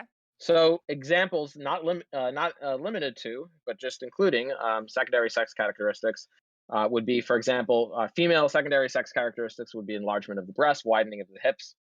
Male secondary sex characteristics can be include facial hair, Adam's apples, and now obviously this is going to be um, at minimally an ordinal variable. So a variable that can be ordered, and it seems like it can be ordered from masculine to feminine or reverse, feminine to masculine, and along that there could be a wide range of possibilities. Mm-hmm. So that seems obvious. You can have a lot of facial hair. You can have not so much facial hair. You can have. I mean, we could just go on and on with all the secondary sex characteristics. Like, there's going to be a whole range, Sure. right? And even if you want to resist the order, there's clearly a wide range of possibilities. It clearly wouldn't be binary. Mm-hmm. So not surprisingly, you're not going to hear this definition being used to define sex by people who think sex is binary. You're not going to hear this a lot. And if you do, it's a very easy argument to show that it's not Okay. binary. Yeah, that makes a lot of sense. Yeah. So let me ask you Hmm. this, and this is kind of like the interesting because like I'm thinking of, I think that there's a really cool conversation to have broadly speaking, because when I look at a lot of arguments, like most of the arguments, what I for biological sex, what I generally tend to observe and what's seen in the literature, it seems, is that over the course of history, we have several different definitions which Hmm. over the course of time started broad, like definitions associated more so with like secondary sex, right? Hmm. The physical features of someone, whether or not someone, to use lay terms, looks male or Hmm. female, right? From the average person's Yeah. perspective. And then over time, it was shortened to, all right, well, let's just talk about genitalia or external genitalia, right? And then Hmm. over time, that was shortened to, all right, let's just talk about chromosomes. And much more recently, now we're starting to talk about, oh, we're just talking about the gamete production that someone makes. So let me ask you a Hmm. question. Um, Hmm. if we were to start with a person, and let's say that this person strictly produces one type of gamete, all right? And Hmm. let's say that it's the one that we would label as stereotypically male. And Okay. let's say that this organism, by, I don't know, let's say that we're able to invent a pill or a chemical, like some hypothetical chemical or pill that we're taking Hmm. to be true as a quality that, when ingested, can alter the body such that it can change the nature Hmm. of the type of gamete that it produces to the Hmm. other type of sex category or the other type of sex gamete. Would we Hmm. then categorize this organism as a different sex based on the type of gamete that it produces? Or are we still going to categorize it according to whatever it produced initially? So on this definition, we would say that the sex has changed. On the Interesting. on the gametic and tail definitions, we would say that actually, if the organism has begun, the organism was in the past male. However, if they had some action taken on them, such that now they do not produce sperm, that's also important. It's not just they can produce eggs, but they don't produce sperm anymore, and now they do produce eggs. Then on the gametic entail definition, we would say they used to be male and now they are female with respect to their sex. Interesting. All right. Hmm. Um, I think that's all I need. Uh, there's actually a really cool video on this. I can send it to you later, but I'm still doing some research on it, and I was actually just reading about it. Tell me, are you familiar with Alex Jones at all? I assume you're familiar with Alex Jones. I mean, I'm not intimately in any way, but Yeah, yeah, I've heard him. Yeah. yeah, yeah, yeah. I think this just has to do with an interesting meme he had to do with, but I don't want to spoil too much for my chat. It's just like I'll send you some more information later. Hmm. Basically, just oh, there's been a lot of studies into in like observed instances of. I mean, like there are other examples of this in the wild, right? But basically, Hmm. specifically here, there are like observed phenomena where you have frogs, right, that were Oh exposed yeah, yeah, yeah. to The frogs. Yeah, yeah, yeah, yeah. I'm yeah, yeah, familiar. Yeah, exactly. That are exposed to a yeah. Hmm. chemical in the wild, which are observed to go through like pretty Hmm. rapid in one life cycle changes of either hormonal characteristics or just like sex entirely, right? um, Hmm. which seems to imply exactly what we would describe with this hypothetical, right? An organism Hmm. which begins with the production of one type of gamete being exposed to an external, um, or to some external thing, and then by virtue of that exposure, being changed to where it produces another type of gamete, right? And if we're Yeah. going according to this definition, we would say, even with this one, that it has, over the course of its life, changed from one sex to another. Correct. Yeah. Of course. Interesting. And you'll notice that and even if they try to say, well, I don't just mean gamete production, I mean being organized around, having a phenotype that's organized around gamete. Well, you can just change the hypothetical. You can say like, okay, well now I have a drug that changes your organization of your phenotype, Hmm. your phenotype organization to produce the other gamete instead. And yes, I mean, yes, clearly, like I don't know why anyone would resist that. Yes, you have changed. The sex has changed. Importantly, it would also change even if they produced sperm and eggs. It would just change to male and female. So yeah, to answer your question, yes, like I don't on my view, it absolutely is possible to change your sex, at least logically. I don't, and I think probably physically, I don't see why. Even if we don't have the technology currently, I don't see why it would be impossible to have the technology in the future. So yeah, I don't think that sex is something that cannot, at least in theory, cannot be changed. Interesting. All right, I think I have everything. Unless you want to, I have Hmm. like kind of a policy question, and this is something I'm mulling over. I'm not sure if there's like a direct Hmm. answer to it. Um, Sure. because basically, like going back to this question, because what I observe is like this conversation of like it seems like over the course of history, when we're talking about like the nature of sex and gender, that there Hmm. seems to be a lot of goalpost shifting. One theory that I've heard that was actually really interesting about this, um, which has been on my mind and I haven't been able to shake it, is that what would you say when we're talking about people who believe that sex is an immutable quality? Over the course of history, we talk about yeah, yeah, yeah. Like over the course of history, it seems to have begun with, oh, well, we should be able to tell what sex is someone by how they look. And then it's moved back to, oh, it's based on their genitals. Then it's moved back to, oh, it's based on their chromosomes. Then it's moved back to, oh, it's their gamete production. It seems like at every kind of stage throughout Hmm. history, we've had what's taken to be a lot of people to be like a quote unquote strict definition of biological sex, that every time essentially there is an exception found, that the goalpost is shifted. And my Hmm. question is, because I feel like logically that wouldn't necessarily lead someone to the conclusion that, oh, sex is binary just in a different way. It would lead more to a logical question of like, okay, so if it's not binary, then what is it, right? Um, Hmm.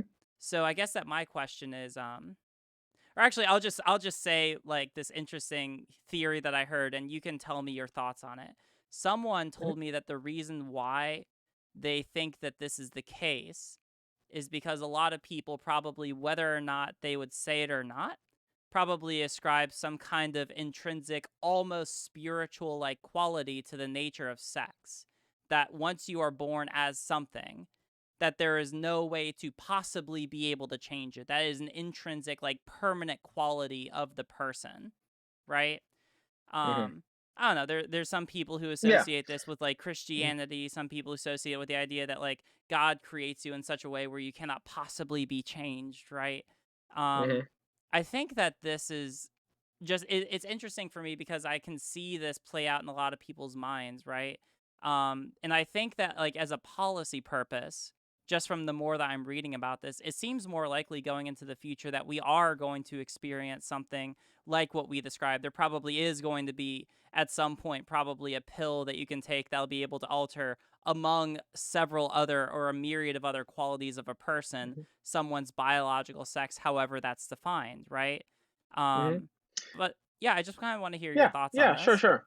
Have you heard of the hypothetical where there's like a teleporter teleport transportation thing, and the way it transport you is it atomizes you. It breaks down all of your atoms, and then it recreates all of your atoms on the other end into the exact same orientation. Not the I same atoms, but it just like recreates everything, like puts everything together in the same exact orientation. I think I've heard of it. Yeah. Now, you'll notice that this is literally taking every physical characteristic down to the atom and breaking it apart and rearranging it together again in a different way. Like, let's say instead of doing that with you, it did everything the same with you, except it changed the chromosomes, it changed like the secondary sex characteristics, same the gametic production and everything like that. If we're willing to engage in hypotheticals that just literally break down um, your physical characteristics down to the atom and recreate them, really fundamentally, this is what we can do. We can say, okay, listen, let's say I just took every atom apart and just rearranged it in such a way that it would be the same way that you are if you were born the opposite sex that you are now. And I just rearrange the atoms such that that's what we get. Has your sex changed? And if they say no to that, then they're beyond the physical at that point. They're thinking that there's something spiritual about sex at this point. Sure. Now they're in a whole different territory. Like the ultimate hypothetical is to forget the pills, forget the medicine, forget the procedure. Like, let's just say we have a machine that atomizes you and reforms you in the exact same way you would have been if you were born the opposite or the other sex or another sex. Now, if they say no to that they're the same sex, I don't know what more like I mean, well, we can go into that conversation but at that point it's important to know that they're not talking about something within the physical domain. And if Right. they talk about energy instead of atoms, we can just subsume that in the teleport transporter. They're talking about like, well, they believe that there's something non-physical about sex at that point. Like, okay, well, why do you believe that? Like, what's the argument for the spirit what is the spiritual quality you're talking about, and why do you believe that's there? What's the argument? I mean, that's not an argument they're going to win. Mm. So I don't. So is that the explanation to why people have changed? I don't know the answer to that. I don't know if that's the reason. It's one hypothesis that sounds interesting. Maybe the people had think that there's some immutability, and by immutable they think it has to be such a defined in such a way that it can't change. That's really silly to me. I don't know why we would accept that in any other definition context. Like we would have to define things in a way that any other physical characteristic in such a way that it can't change. That's really weird. Mm. I don't know of any other physical characteristic that's defined in such a way that it cannot change over. It cannot be not that characteristic over time. Um, I'm actually not aware of that. I'm not aware of in biology any characteristic that's defined in such a way that it cannot change out of that category over time. Like if you have a hand, you can change and not have a hand in the future. Mm. If you, yeah, if you have, if you, if you are given like even with height, you can have you can. There's nothing impossible about lengthening yourself. There's actually surgeries that can lengthen yourself. Anything. You can again just go to the atomizer. Mm. So yeah, so I think it's really silly to have this idea that sex is fundamentally it is a physical characteristic. Um, It's not in that sense, it's not different than any of our other physical characteristics. Um, and it can change, at least theoretically, like many of our theoretically many other characteristics may not have the technology to be changed, but can theoretically change. Mhm. And that's the way I look at it. I don't think there's anything magical about sex or spiritual about sex in a way that's somehow immutable, at least theoretically. Yeah. Yeah. Awesome.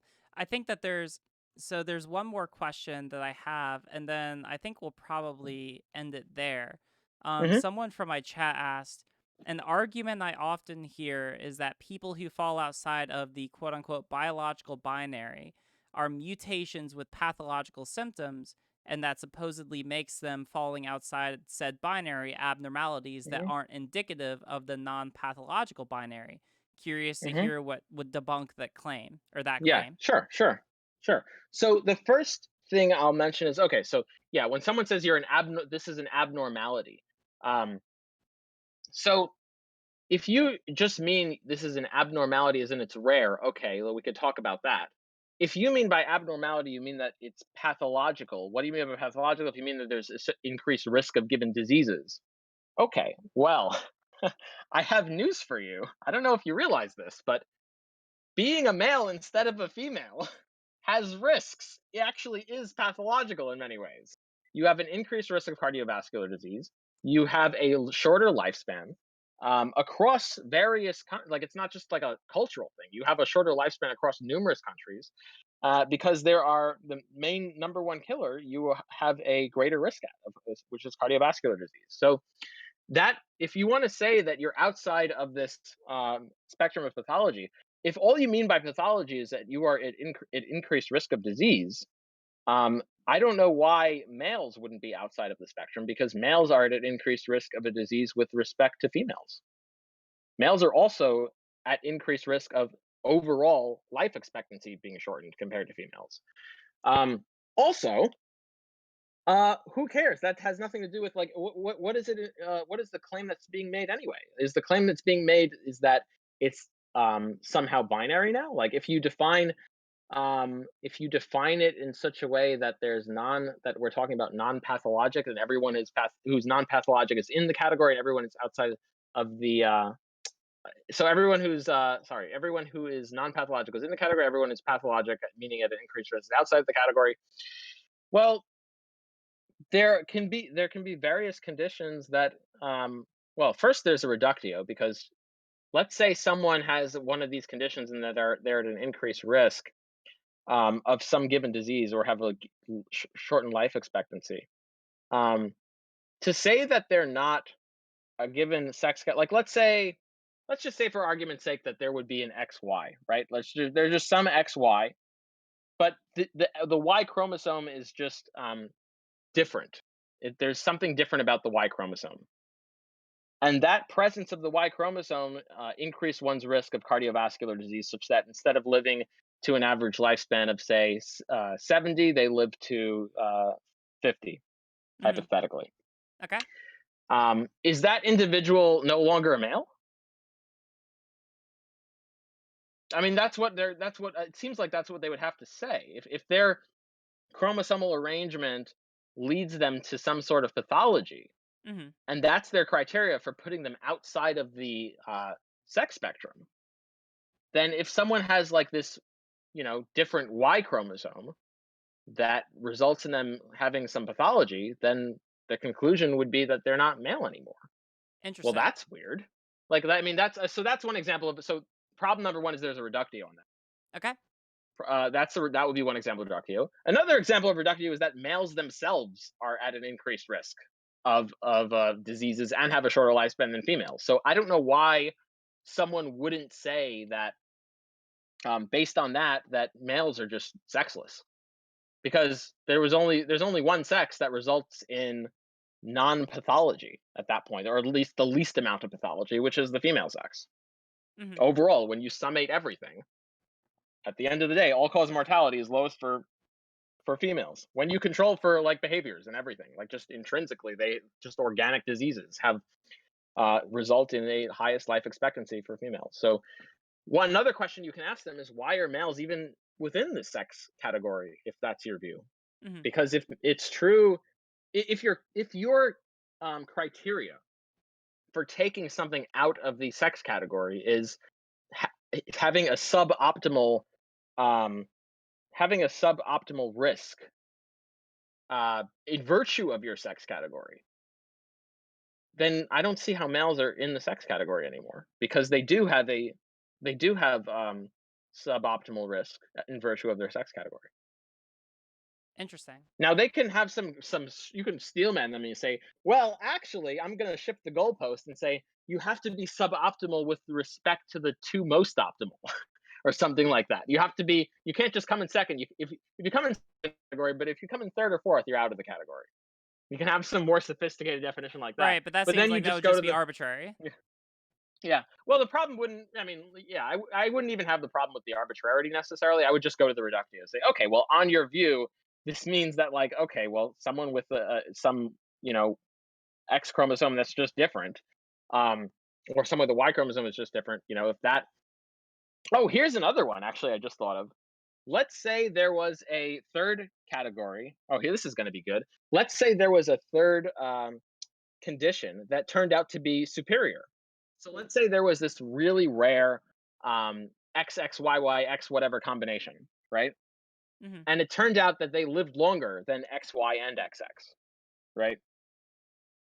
On their view, would they now say that the only two sexes are this anomaly and females, and males are no longer have a sex? Because that's what follows. If the view is that the top two uh, risk free, the top two healthiest uh, sex categories are what is considered part of the sex category, Mhm. and everything else is out. It doesn't have a sex. If you somehow found a third sex category, some whatever chromosomal arrangement, and it turned out to be they were actually healthier, they had a longer lifespan, then guess what follows from that, Riley? What follows is that now you have two sexes, which are the female sex category and this anomalous sex category. And guess what happens to males on that view? They're sexless because now they're in third place. Interesting. So, so what you would do is you would ask this individual, like, okay, well, let's say this actually happened. Like, don't dodge the hypothetical. Make sure they don't dodge the hypothetical. Don't say like, oh, it's a ridiculous hypothetical. I'm not going to think about it. No, that's not answering the question. Mhm. If this actually did happen, do you think males are sexless now? And then they realize the insanity of the view of saying, okay, well, the sex category somehow is not a category because of you know, some pragmatic health outcomes that come with the category. Like, who cares? Like, so what? Like, okay, yes, it's a problem. Yes, we'll address the health, but I don't see how that somehow makes Like the someone category no sexless. longer. Yeah, yeah, someone's sexless. Like, and we wouldn't accept this argument in any other context either. Like, okay, like here's the like, look, let's say let's say so for example, let's take hair color, right? Mhm. You can have black hair color, brown hair, blonde hair color, red hair. Turns out, by the way, did you know that people who have red hair, they actually have they're at higher risk for skin cancer. They're at higher risk, and I believe they may even have a shorter lifespan when all things are controlled for. I did not know that. Yeah, um, I'm just verifying that, but I do know they're at increased risk of given skin cancers. They may not be have a shorter lifespan, but anyway, let's just say hypothetically they did. Okay. Um, does that mean that they no longer have a hair color category? Oh, no, Like because imagine, yeah, like right, right, imagine, right. like this is how stupid this sounds. Like imagine just trying to tie a category that has nothing to do with health outside of a category that has nothing to do with health based on health.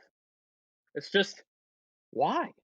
Like, you would never accept this argument in any other context. Like, even if it was the case that redheads, I know there are some health conditions that they're at increased risk of, for particularly skin cancers. Mhm. So in that case, it is pathological. But let's just say a decreased risk all-cause mortality was found as well. Let's just say there was a decreased lifespan of redheads. in what world would we not consider that a hair color category anymore? Right, like, it seems like Like, just a yeah, like very yeah, like, it's a if red nonsensical. hair color is a pathology, red hair color is I agree, red hair color comes with pathology. Yeah, Okay, they still have red hair. It's exactly. like it's like we're like, yeah, so these sexes may come with, you know, they may come with pathology. I agree. It's still a sex. Like they still have these chromosomes. Like, what? Just because there are entailments of a given um, category, a given other value of a category, doesn't mean it's not another value of a category. In other words, just it just doesn't follow. The fact that there may be medical risk associated with having a different category doesn't mean that it's not a category, That makes sense. except in any other context. Yeah, Does that make makes sense. sense? Yeah. Yeah. All right, cool. Um, Uh, I think that that's probably because we're coming up on 2 hours now. Mm, So I think that what nice. yeah, yeah, yeah. So I think that because originally what I was planning on doing was I was planning on originally having this as a segment that I would upload into a video that I'm going to still produce. I think that what I'm going to plan on doing, since this is such a long and this has been like a very productive conversation, is I'll Hmm. upload this as its own individual video and I'll use certain highlights from it for the video that I'm going to be producing with my editing team. Um, Sure. because yeah, I thought that this has been very productive, and thank you so much for taking your time out. Would you care to shout yourself out? We got 80 people watching, so hey, shout yourself out and tell everyone where to find you at. Sure.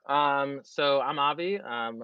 You can find me at youtube.com/AviMD. You can also find me on Twitter uh, at AviBitMD. That's at AVIBITTMD.